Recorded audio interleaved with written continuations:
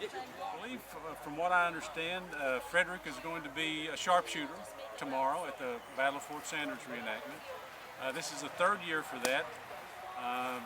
The landowner, Smiley Clapp, and I started it with the hope that we could keep the reenactment going at least until 2013, which would be the 150th anniversary of the Battle of Fort Sanders. And so far we're making it.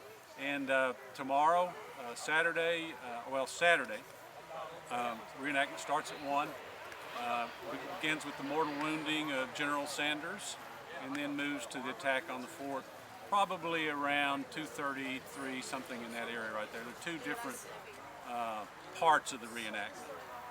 And Sven, Frederick, as he prefers to be known, is going to be a sharpshooter. And that means during the opening part of the Battle of Fort Sanders, in support of the troops that were attacking the fort, the Confederates had a line of sharpshooters to pin down any rifle, small arms fire from the attacking force. Sunday follows the same timeline. This year we also have, in addition, last year we had a very popular addition, and that was Dennis Boggs playing Abraham Lincoln. And this year we've added Phil McGurty, who does a very good Jefferson Davis. So we hope the whole experience is not just about the battle, but also about the philosophies of the people involved in the battle at that time. So while it is cannon fire and infantry and horses, it's also, if somebody wants to attend, they can also hear the rhetoric of the time from people, so that it's a complete experience. It's a good family experience for everyone, and we're so glad Frederick is joining us from Denmark to really make it really an international event in this case. Frederick, tell me about your participation in the Battle of Fort Sanders. Jeg skal være sharpshooter sammen med John.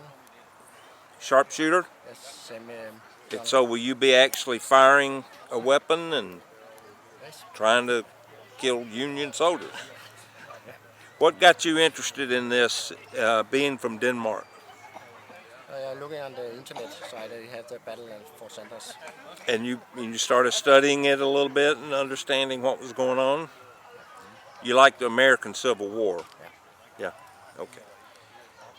Many people in Europe do this? Yeah. How many would you say? Cirka 2,000. 2,000 or so. And how many in Denmark? 80. 80?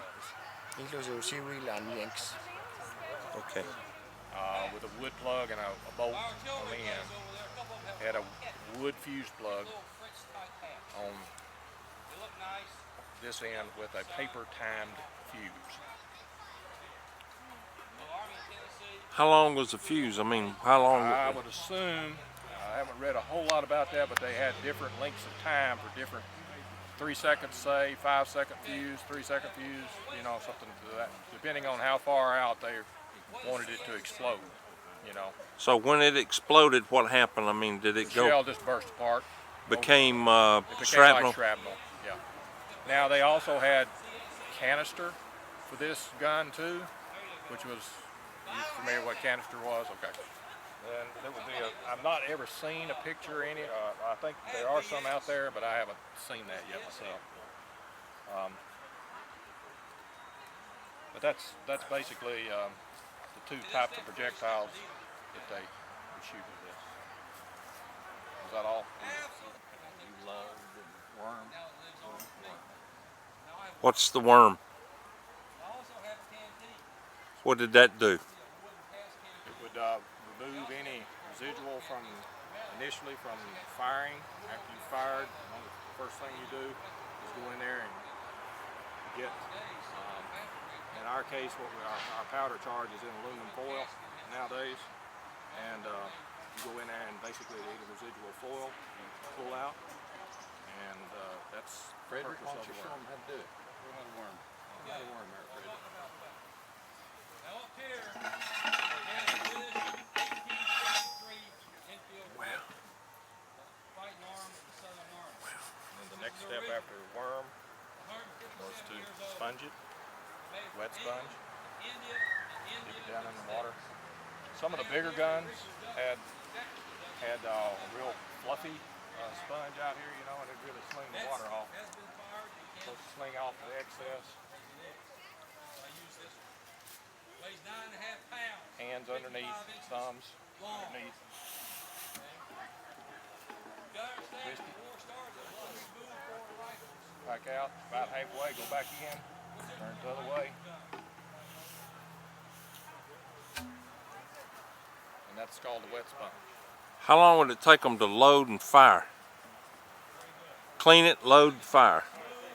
Well, Bill knows I've read, but it wouldn't take too long if you did it. If everybody Bill in a big hurry. White went to competition one time, and they were loading muskets. And you know, they say a real good infantryman can load and fire 3 rounds a minute. And I think, you know, they were doing it in 50-some seconds.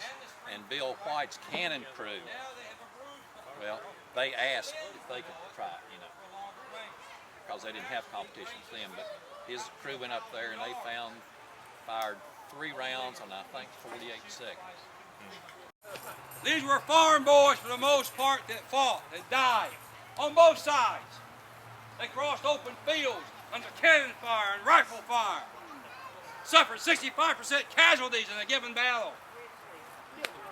Many soldiers died and never made it to battle because they were put in camps of 10,000 and they had no immunity for measles or mumps. And they died right there. In fact, Gray Cemetery here in Knoxville, most of the Confederates buried there died from disease from camp, not from any battle. And yet, 92% of these soldiers in the South never owned a slave. So what are they marching in battle for? Defense of their homeland? They believed in preservation of the South. They believed this was the Second War of Independence. You have to understand that the South was taxed 3 times more than the North for what they did.